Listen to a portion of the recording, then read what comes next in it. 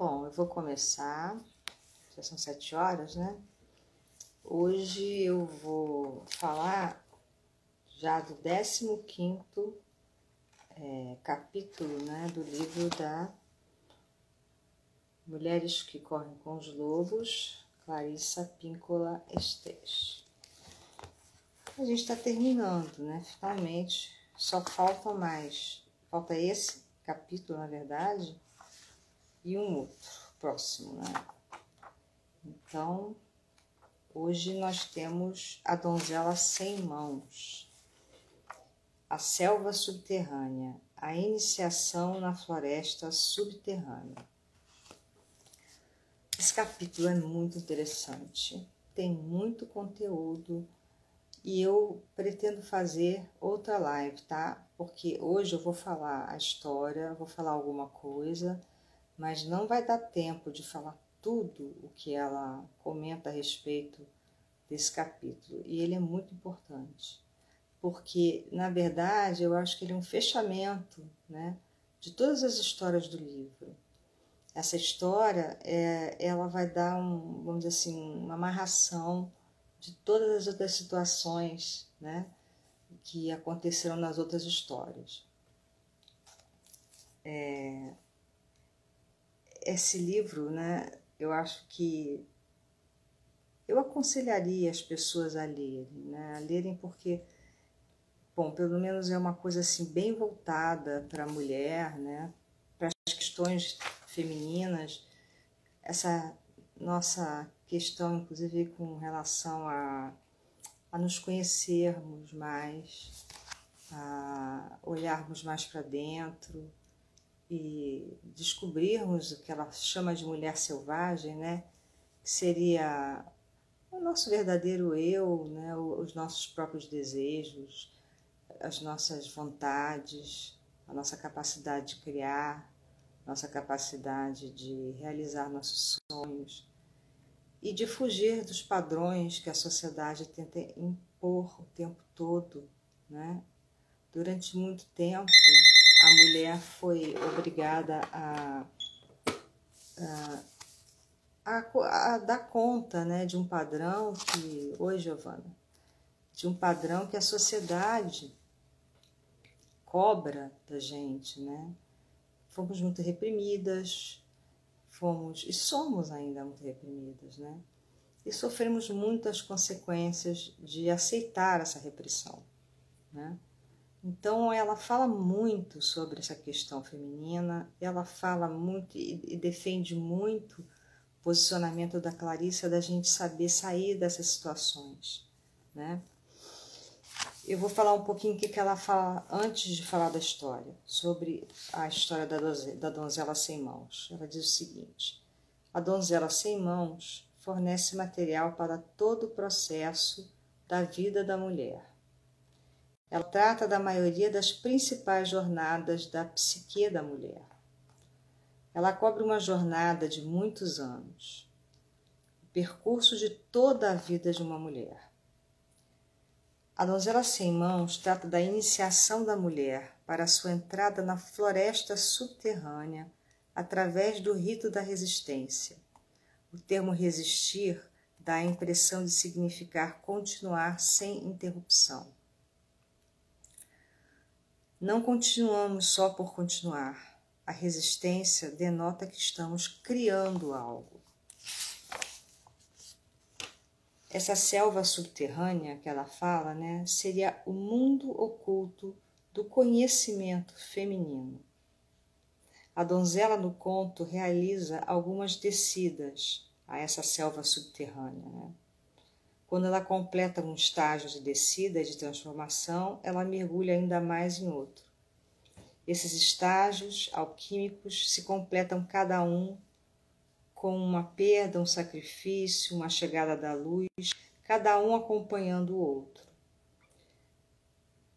Na história, né, todas essas descidas, perdas, descobertas e fortalecimentos ilustram a iniciação perpétua da mulher, na renovação do aspecto selvagem. Bom, eu vou entrar na história agora, vou contar a história depois eu vou comentar uma parte. Para quem entrou agora, eu vou deixar claro, né? Eu vou fazer uma outra live para continuar essa história, porque tem muita coisa para ser vista, muito rico. E ela faz vamos dizer assim, ela acaba fazendo um fechamento de todas as outras histórias do livro através dessa história. Então vamos lá.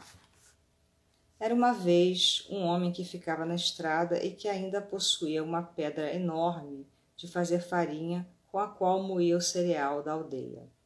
Esse moleiro estava passando por dificuldades e não lhe restava nada além da enorme pedra de moinho num barracão e da grande macieira florida atrás da construção.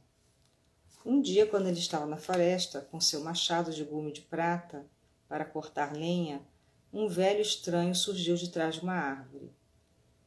Não há necessidade de você se torturar cortando lenha, disse o velho.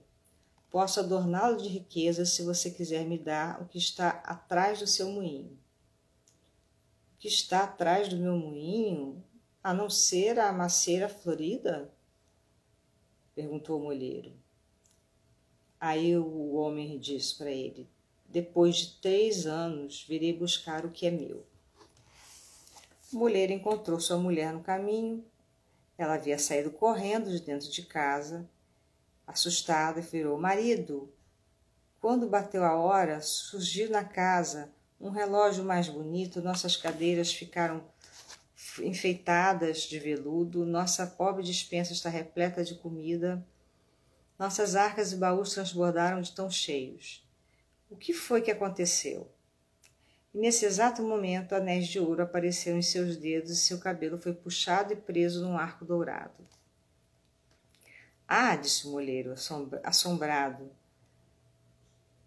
E falou assim: apareceu um desconhecido, disse ele ofegante. Esse homem me prometeu enorme fortuna se eu lhe desse o que está atrás do nosso moinho. A mulher olhou para ele espantada e falou: ai, meu marido, o homem de casaco escuro, na verdade, era o diabo. E o que estava atrás do moinho é a árvore, sim, mas nossa filha também está lá, varrendo o quintal com uma vassoura. E assim os pais foram cambaleando para casa, chorando. No dia em que o diabo veio apanhá-la, depois de 3 anos, a menina banhou-se, pôs um vestido branco e ficou parada num círculo de giz que ela mesma traçou. Quando o diabo estendeu a mão para pegá-la, uma força invisível o lançou do outro lado do quintal. Ele virou e berrou: ela não pode mais se banhar, ou não vou conseguir me aproximar dela. Os pais ficaram apavorados, e algumas semanas se passaram. E ela não se banhou e ficou toda desgrenhada, toda suja. Então, com a donzela cada dia mais parecida com um animal, surgiu mais uma vez o diabo. No entanto, ela chorava e suas lágrimas escorreram pelas mãos e pelos braços. Suas mãos e seus braços ficaram limpos e alvíssimos. O diabo ficou furioso. Cortem-lhe as mãos fora, do contrário não vou poder me aproximar dela. Você quer que eu corte as mãos da minha própria filha? Perguntou o pai. Tudo aqui irá morrer. Você e sua mulher e todos os campos, até onde sua vista alcançar.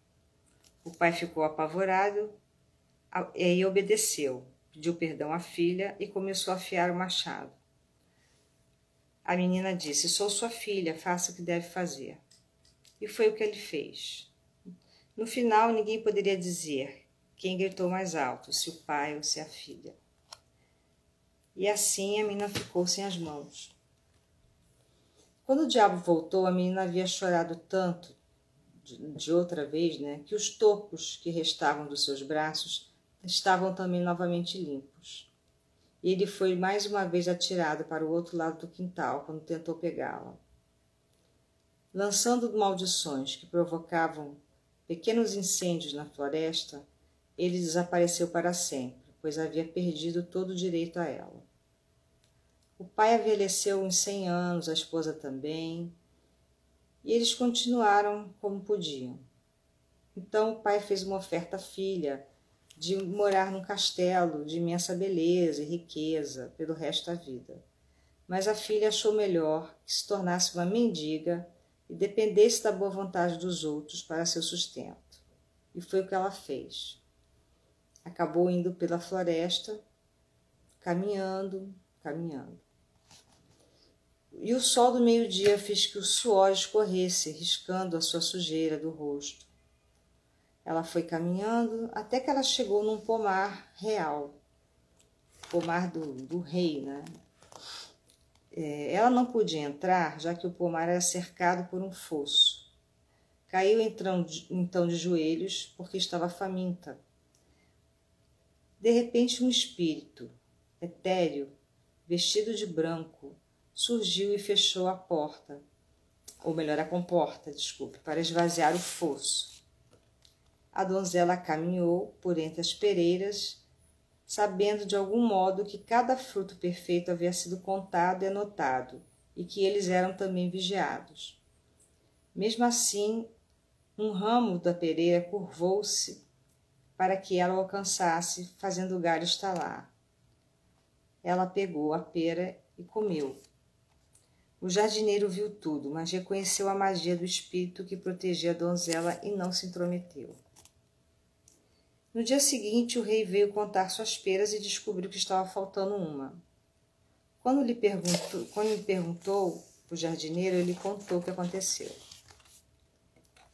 O rei disse que iria montar guarda naquela noite e chamou o mago para ir com ele, e os três ficaram debaixo da árvore vigiando. À meia-noite, a donzela veio flutuando pela floresta e aconteceu a mesma coisa. Então, eles se aproximaram e ele disse: vocês são deste mundo ou não são deste mundo? Ela disse: eu fui outrora do mundo. No entanto, não sou deste mundo. Ela é humana ou é espírito? Perguntou o rei ao mago. O mago respondeu que eram as duas coisas. O coração do rei deu um salto e ele se apressou a chegar até ela. Não renunciarei a você. Deste dia em diante eu cuidarei de você. Bom, ele acabou casando com ela, deu um par de mãos de prata para ela e foi assim que eles ficaram juntos.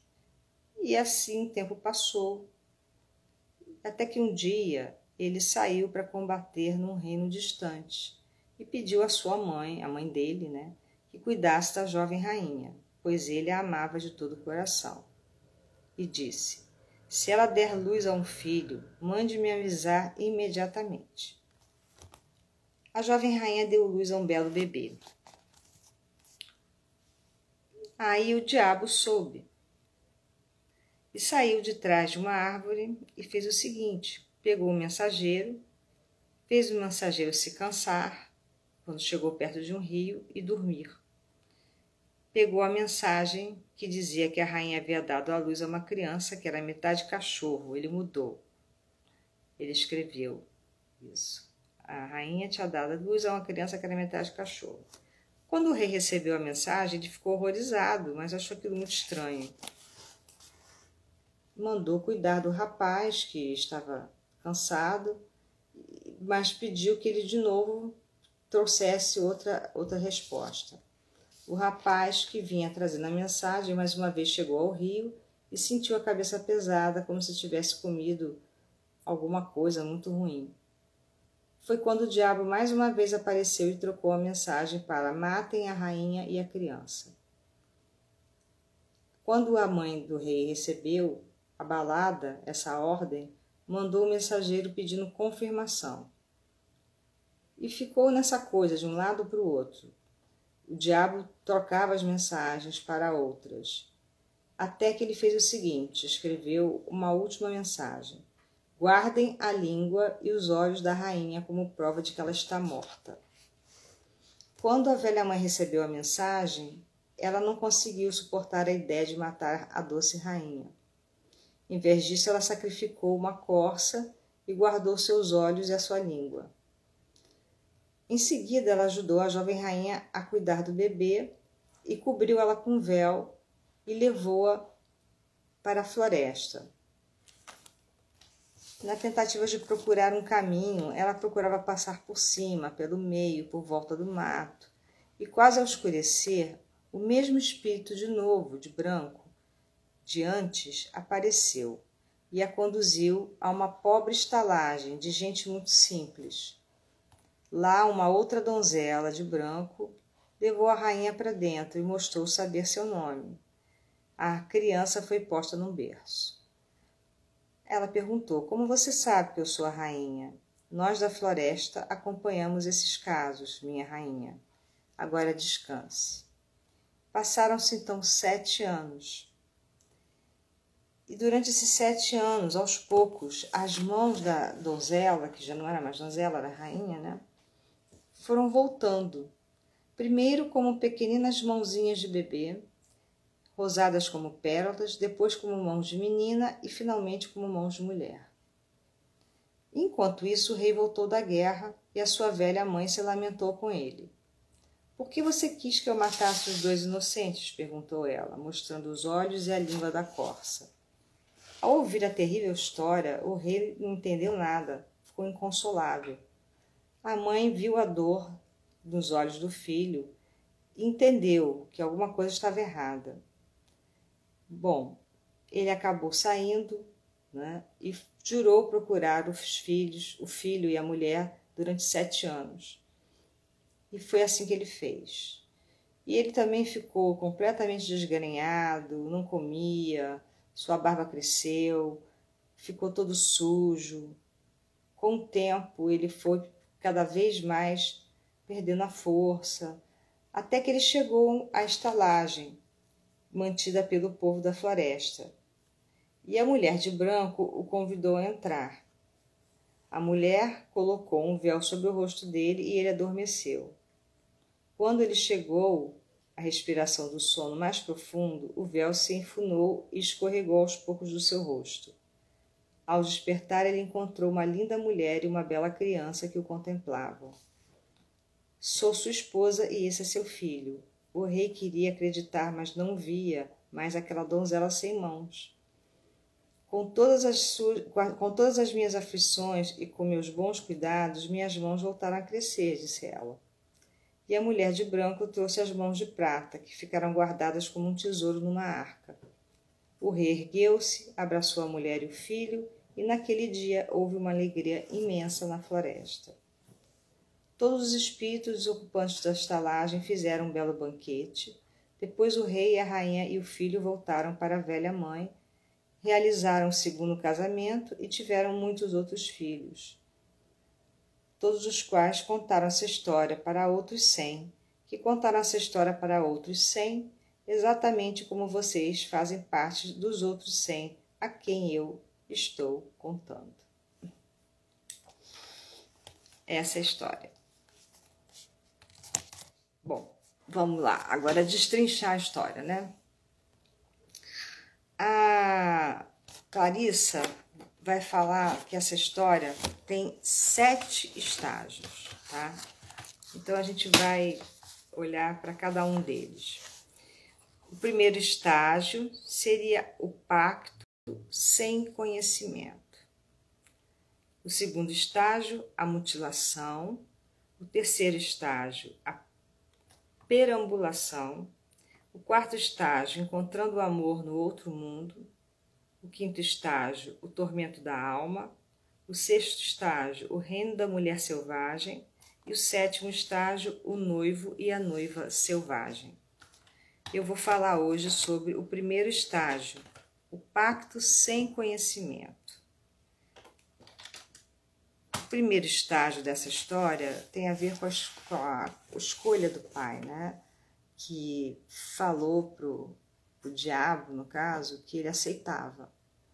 Ele fez isso na maior inocência, lógico. Ele não viu que a filha estava atrás, perto da árvore. Então, ele viu, encheu os olhos, né, de, vamos dizer assim, Ele queria dinheiro, ele estava mal, ele era pobre, o homem ofereceu dinheiro para ele, e aquilo deixou ele, né, nossa, não, eu quero sim. Né? Mas na realidade, o que aconteceu foi um impacto infeliz, né? Ele acabou que estava sendo enganado. E ela fala aqui que isso acontece muito com as mulheres, que toda mulher, em algum momento da vida, principalmente no começo da vida, faz um pacto infeliz. O que seria isso? Né? Ela diz que esse pacto é uma resposta constante na vida de todas as mulheres. É quando nos privamos da nossa vida de conhecimento profundo em troca de uma vida que é muito mais frágil. Quando renunciamos aos nossos dentes, nossas garras, nossos sentidos, nosso faro. Quando entregamos a nossa natureza selvagem em troca da promessa de algo que parece rico, mas que no fundo se revela vazio. Eu vou dar um exemplo, né, do que ela está falando. Uma coisa muito comum entre as mulheres, né? Se a gente pensar que, infelizmente, né, na nossa sociedade machista, ainda existem vários comportamentos cobrados da mulher, de ser boazinha, de ser educada, enfim, várias coisas que a mulher tem que. Assim como eu acho que ainda existe, né, para o homem esse tem que. Né? A Clarice não fala isso aqui, mas a gente sabe que existem coisas. Menino, por exemplo, não pode chorar, que é mariquinha, né? É chamado logo de mariquinha. Menino não tem direito a chorar. Todo pai, quer dizer, todo pai, muitos pais ainda agem dessa forma com os meninos. Né? Acham que chorar é coisa de mulher. Ao contrário, quando a mulher chora, o que você tem, filhinha? O que está acontecendo? Né? Isso é muito comum. Por mais que vocês achem que isso ainda não existe, acho que isso não existe mais, nós estamos, imagina, em 2021 e essas coisas existem, até porque na clínica eu vejo isso acontecendo com criança. Então a gente até pode pensar que alguns pactos desses acontecem em idades muito cedo, né? Meninas, vamos dizer assim, que quando estão lá para uns 10 anos, acho que, por exemplo, se elas forem boazinhas, elas vão receber o carinho dos outros, vão ser amadas por serem boazinhas, se obedecerem os pais, se elas não disserem que não reclamarem, né?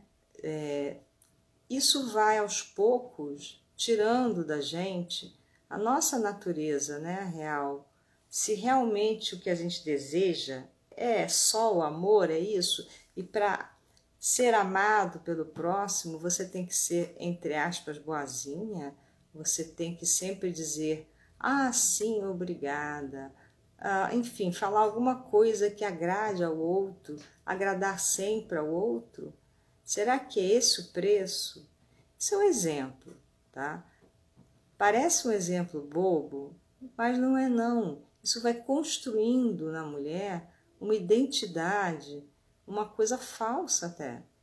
Porque quantas vezes você diz não ou diz sim sem querer dizer?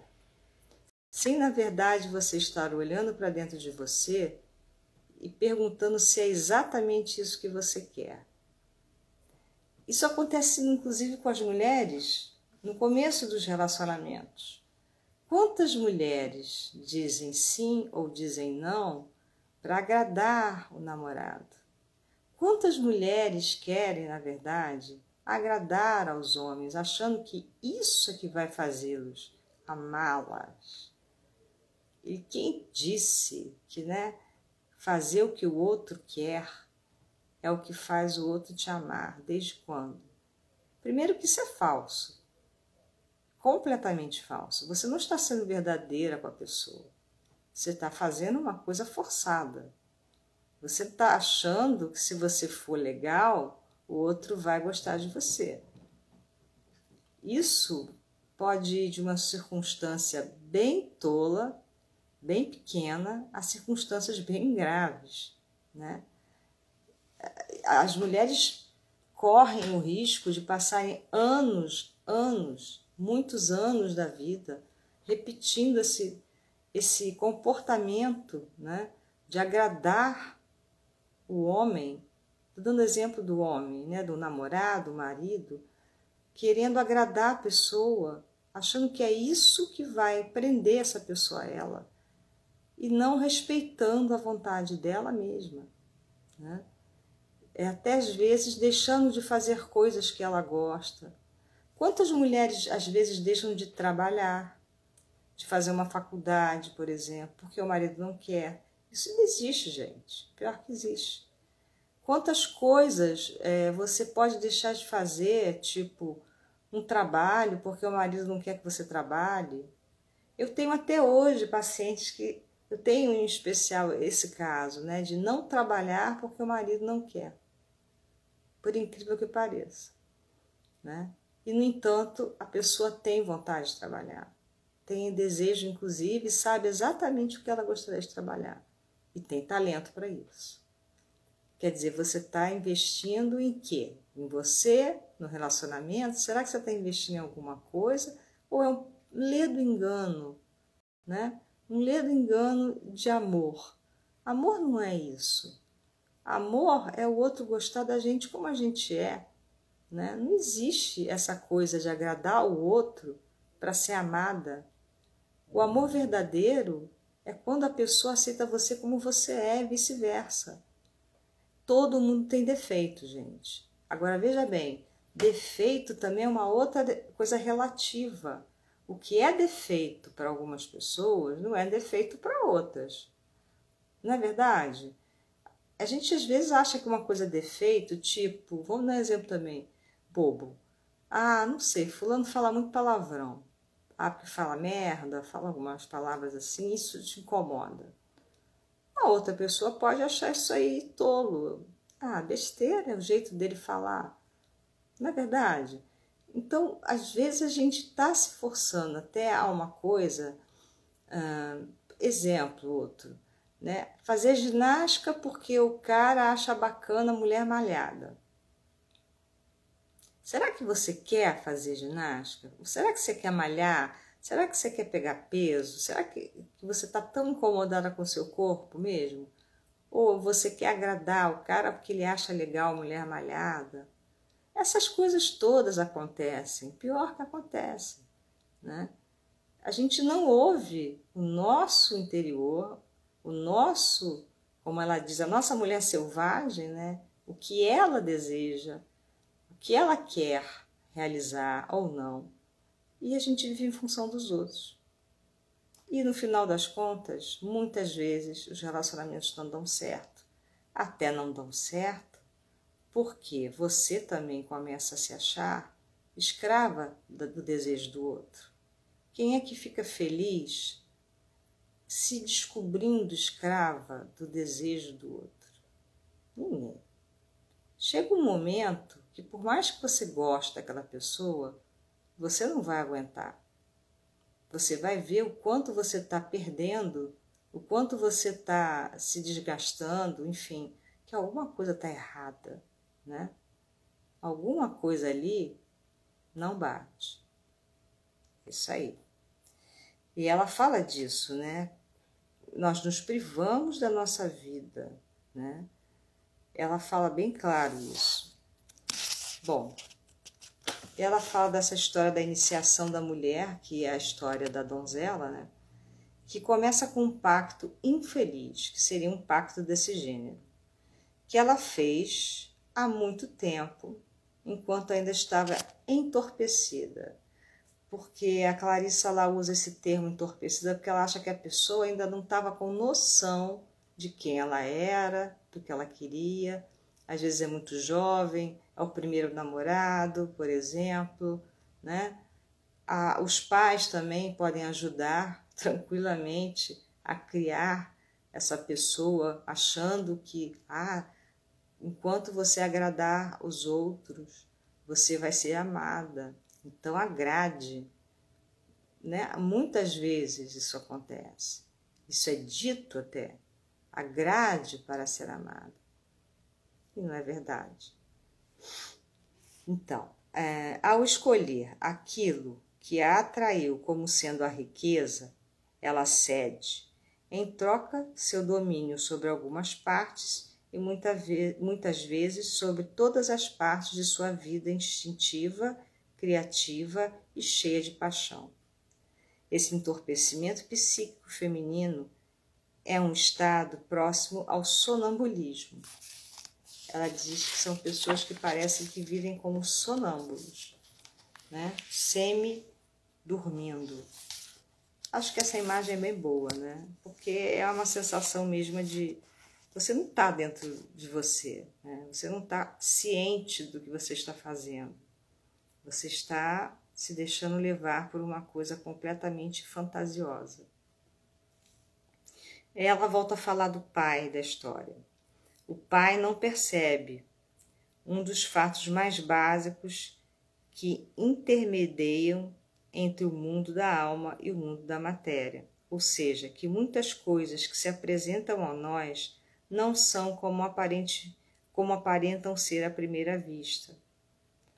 Quer dizer, ele olha, acha que o cara é rico e ia dar riqueza para ele, ele se vende por conta disso, né? Na verdade, ele estava entrando pelo cano com o diabo e ele não sabia. Então, ela fala que em várias histórias, vários contos de fadas, né? Tipo a Bela e a Fera, o Barba Azul, que já foi falado aqui, né? Existe esse tipo de pai, né? Começam com o pai quando a filha é em perigo. No entanto, na psique da mulher, muito embora o pai caia na armadilha fatal por não saber nada sobre o lado sombrio do mundo ou do inconsciente, um momento horrível assinala um começo dramático para ela, uma conscientização e astúcia futuras. Para que possamos crescer, nossa própria natureza instintiva nos força a encarar o fato de que as coisas não são como parecem ser, a princípio. A função criativa selvagem nos força a aprender acerca dos numerosos estados do ser, da percepção e do conhecimento. Esses são os inúmeros dutos através dos quais a mulher selvagem fala conosco. Portanto, essa perda, essa traição, são os primeiros passos vacilantes num longo processo iniciático que nos lança na selva subterrânea.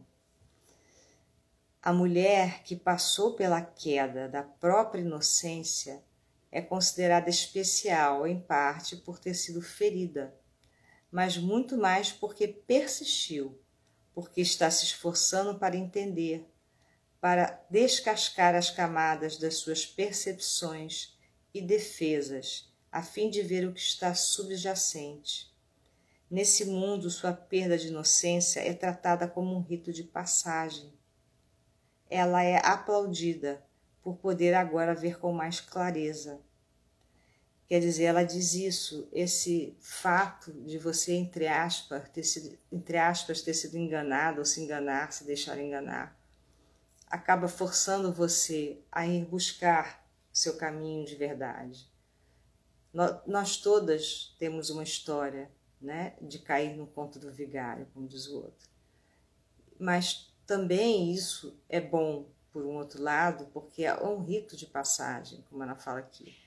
É através disso que a gente cresce, que a gente começa a se conhecer de verdade, que a gente começa a buscar essa floresta interior, essa selva subterrânea da mulher selvagem, dos nossos desejos, das nossas verdadeiras vontades.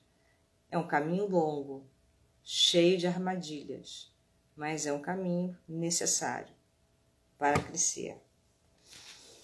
É até interessante, porque se a gente parar para pensar na história, né, a mulher, apesar de ter caído no conto, porque ela né, em algum momento ali no começo da história, não sei se vocês se recordam, quando o pai vai cortar as mãos dela, ela mesma fala, não, pai, faça o que você tem que fazer. Ela aceita, né? Mas depois, é óbvio, ela acaba desejando viver a vida dela, ela nem quer ficar. O pai oferece ela ficar num palácio, né, confortável, mas ela não quer, ela quer procurar a própria vida. E ela vai para a floresta, né, procurar a própria vida. Esse caminho de procurar a própria vida seria o caminho que todas nós deveríamos fazer. Buscar aonde é o nosso lugar, o que é que nós queremos, né? E também no meio do caminho há uma coisa muito interessante, porque na verdade existe sempre uma ajuda. E eu não sei se vocês já pararam para pensar nas próprias histórias. Acho que todo mundo devia parar um pouquinho para pensar na sua própria história. Se vocês pararem para pensar, aquele espírito, né, de branco que aparece para ela é uma pessoa, é uma coisa, lógico, metafórica. Mas sempre existe alguma coisa que acontece, se você estiver no caminho certo, que vai te ajudar. Isso é inevitável. Se você realmente escolhe correr o teu caminho, existe sempre alguém, alguma coisa que vai te ajudar. Acho que vocês podiam parar um pouquinho para pensar sobre isso. É uma sugestão. Bom, aqui ela continua. Quando a mulher renuncia aos seus instintos, que lhe indicam a hora certa para dizer sim ou não, quando ela renuncia ao seu insight, sua intuição e outros traços de natureza selvagem, ela se encontra então em situações que prometem ouro, mas que acabam gerando dor. Algumas mulheres desistem da sua arte em troca de um grotesco casamento por interesse. Abandonam o sonho de uma vida para ser uma boa esposa, boa filha ou boa menina, ou renunciam à sua verdadeira vocação a fim de levar o que elas esperam que venha a ser uma vida mais aceitável, mais plena, mais digna. Por esses meios e por outros, perdemos os nossos instintos. Em vez de nossas vidas se encherem com a possibilidade de iluminação, somos encobertas por uma espécie de obscurecimento. Nossa capacidade exterior de penetrar na natureza das coisas, bem como nossa visão interior, estão em sono profundo, de tal forma que quando o diabo chega e bate à porta, nós vamos até lá, como sonâmbulas, e deixamos que ele entre. O diabo simboliza a força sinistra da psique, o predador, que nessa história não é reconhecido pelo que ele é. O bandido aqui, né, o predador, o diabo, ele é um arquétipo, na verdade, né? É alguma coisa que precisa de luz, né? É alguma coisa que precisa ser colocada a luz em cima para você entender o que você está usando contra você. Qual é o teu predador? O que você faz de predador na tua história? Todas nós, infelizmente, ainda usamos essa, vamos dizer assim, eu diria que é uma forma de se boicotar, né? Porque a gente se boicota muito. A gente não presta atenção no nosso desejo, e isso é um boicote. E esse predador está dentro da gente. O predador não é um cara que veio de fora te oferecer nada. O predador é alguma coisa dentro de você que aceita esse pacto, né? Bom, o pacto infeliz feito pela moça na história foi o de nunca dizer não para ser amada com constância. O predador da sua história, da sua própria psique, lhe oferecia o ouro de ser amada, se ela desistisse dos seus instintos que diziam que já bastava. Ela percebeu plenamente o que estava fazendo consigo mesma quando teve um sonho. Não, desculpa, isso aqui ela estava contando de uma paciente. Ela falou de uma paciente que estava com 40 anos e ainda fazia esse estágio de pacto, traição, né? E que ela com a sua vozinha carinhosa, receptiva, atitude simpática, só atraíam aqueles que queriam roubar alguma coisa dela, né? Desculpe, eu me enganei aqui. Então ela fala disso, né? Que essa pessoa, ela fazia um pacto infeliz, porque ela tinha um jeito de nunca dizer não para ser amada, né? Com constância. E que esse predador estava na sua própria psique, né? Que o ouro que ela queria era o ouro de ser amada.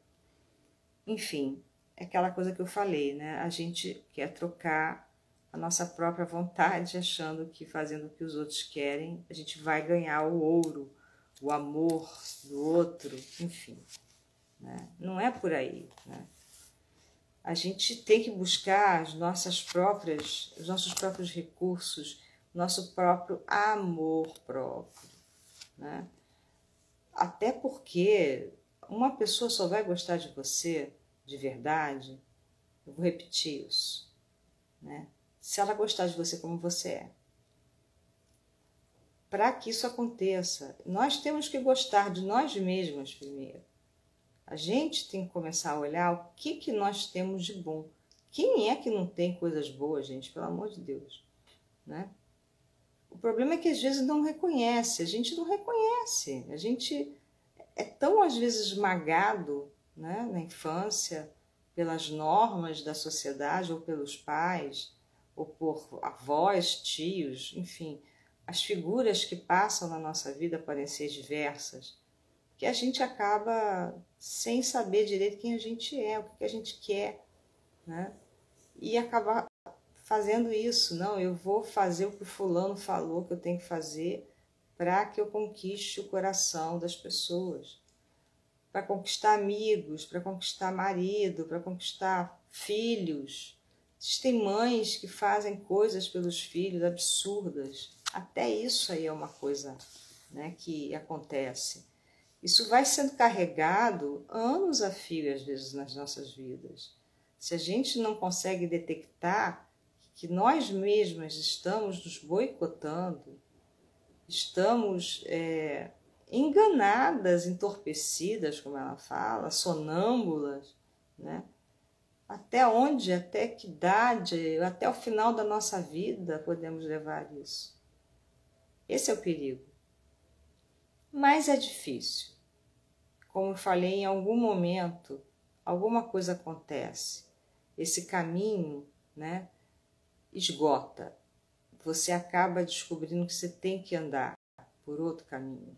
Você tem que entrar na tal da floresta subterrânea. Não tem jeito. Você acaba enchendo o saco. Você começa a perceber que não funciona. Não funciona. Aquilo não está funcionando bem, ou não está funcionando direito, ou simplesmente não funciona de jeito nenhum. E você sempre está se machucando. Essa que é a verdade. Se nosso conhecimento acerca dos hábitos da nossa própria alma não estiver maduro, não poderemos nos nutrir com ele, pois este conhecimento ainda não está pronto. Então ela vai falar disso, né, da maturidade, né, que a mulher, ela compara a mulher como uma árvore, né? Queremos falar da energia feminina de florescimento, que nos pertence e que chega a nós em ciclos, refluindo e voltando até nós com regularidade, exatamente como a primavera psíquica se segue ao inverno psíquico. Sem a renovação desse impulso de florescimento nas nossas vidas, a esperança é encoberta e a terra das nossas mentes e corações permanece imóvel. A macieira florida é nossa vida profunda.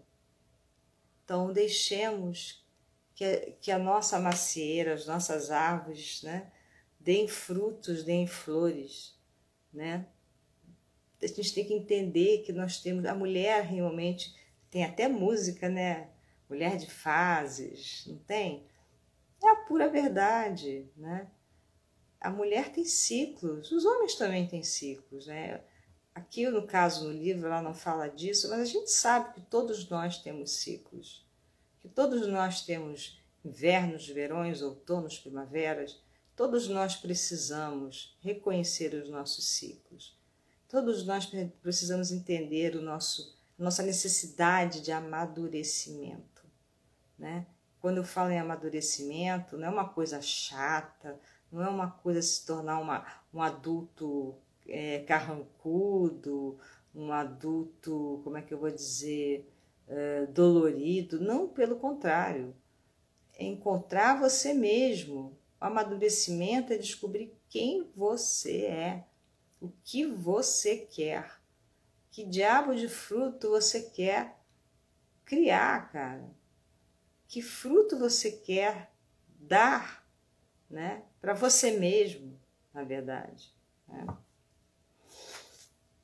Eu acho lindo esse livro. Eu acho que esse livro é, assim, genial. E ela fala uma coisa, assim, que eu acho excelente. Quando ela fala do corte das mãos da moça, né? Veja bem, quando o pai corta as mãos da menina, lógico que é uma metáfora, né? Porque as mãos da psique é que são cortadas. Pois sem o trabalho psíquico, as mãos psíquicas definham. É uma opção tão frequente perder as mãos psíquicas, né? Que se fôssemos dar um exemplo atrás do outro de mulheres ou homens que desejam parar de cortar lenha para ter uma vida mais fácil, que é o caso do pai dela, né? Perdendo assim suas mãos, ou seja, seu domínio sobre a sua própria vida, demoraríamos muito tempo nisso. Quanto a gente acha que está ganhando às vezes, né? Fazendo pactos desse gênero, né? Eu vou ser boazinha, eu vou ser bonzinho, sei lá o quê, e a gente, na realidade, está fazendo um pacto com a nossa parte boicote, né? Nosso diabo interno, né? Aquele que acaba roubando o nosso próprio desejo, nossa própria vontade, né? A gente não quer, às vezes, ter um trabalho maior, porque dizer não para uma pessoa, às vezes, é difícil. Você tem que discutir, você tem que impor o seu desejo. Quando você tem que se deparar com seus pais desde pequena e colocar suas vontades, dá trabalho, né? Dá trabalho crescer, dá trabalho ser um adolescente, porque o adolescente está tentando achar o lugar dele no mundo. Ele tenta o tempo todo lutar por esse lugar. Não é mais fácil ser um menino bonzinho, uma menina boazinha, né? E ganhar uma boa mesada, por exemplo, ou ganhar um carro do pai, ou ganhar sei lá o quê. Muita gente faz isso, né? Pior que faz. Por exemplo, a mulher que se casa por motivos errados e pode podar sua vida criativa. A mulher que tem uma preferência sexual e se força a aceitar outra. A mulher que quer ser ou fazer algo de importante e que fica em casa contando clipes de papel. A mulher que quer viver a vida, mas que coleciona pequenos fragmentos de vida, como se fossem pedacinhos de barbante. A mulher que tem sua própria identidade, mas que entrega um braço, uma perna ou um olho ao primeiro namorado que se apresente. A mulher que tem um excesso de criatividade radiante e convida suas amigas vampiras para uma sessão de esgotamento. A mulher que precisa prosseguir com a sua própria vida e algo dentro dela lhe diz: não, estar presa é estar mais segura. Tudo isso é o diabo dizendo: dou-lhe isso se você me der aquilo. O pacto sem o conhecimento, em outras palavras, né? Eu não sei se alguém está se reconhecendo ou se já se reconheceu, eu até gostaria de saber. Mas eu duvido que vocês aí não estejam de alguma forma se reconhecendo em alguma coisa. Até eu me reconheço. Por que não? Deve-se, porém, realçar o fato de ser assim que todo mundo começa. Nessa história, o pai representa o ponto de vista do mundo objetivo, o ideal coletivo, que pressiona as mulheres a serem murchas em vez de exuberantemente selvagens. Então, a dor da mulher, né, depois de tudo isso aí, chega ao consciente. E quando a dor é consciente, ela pode fazer algo a respeito. Ela pode usá-la para seu aprendizado, para seu fortalecimento, para se tornar uma mulher que sabe. Com o passar do tempo, haverá notícias ainda melhores. Aquilo que foi dado pode ser resgatado. Nunca é tarde. Pode ser restaurado ao seu lugar correto na psique. Ou seja, nunca é tarde para a gente resgatar os nossos desejos, as nossas vontades, quem nós realmente somos, o que nós realmente precisamos para nos amar em primeiro lugar. Eu vou dizer isso pela enésima vez, porque eu sempre falo isso, mas eu não canso de falar. As pessoas amam de verdade quando elas também se amam. Ninguém ama ninguém se não ama a si mesmo. É um engano. Quando você está achando que ama alguém e você está roubando de você mesmo alguma coisa, isso é uma farsa. Isso não é amor. Isso é um engano. Isso é uma trapaça com você mesma e talvez até com o outro. Bom, a próxima live eu vou continuar, tá? Porque hoje eu tive que contar a história, demorou um pouco mais, e eu vou falar dos outros estágios. O segundo estágio é o estágio da mutilação, que é quando ela perde as mãos. Então, por hoje eu vou ficar aqui. Agradeço muito a vocês que assistiram, agradeço a quem vai assistir ainda, porque vai ficar no IG TV, tá? E eu vou colocar também no meu canal do YouTube, quem quiser ver lá pode ver, ok? Obrigada, gente. Namastê, boa noite a todos. Até a próxima.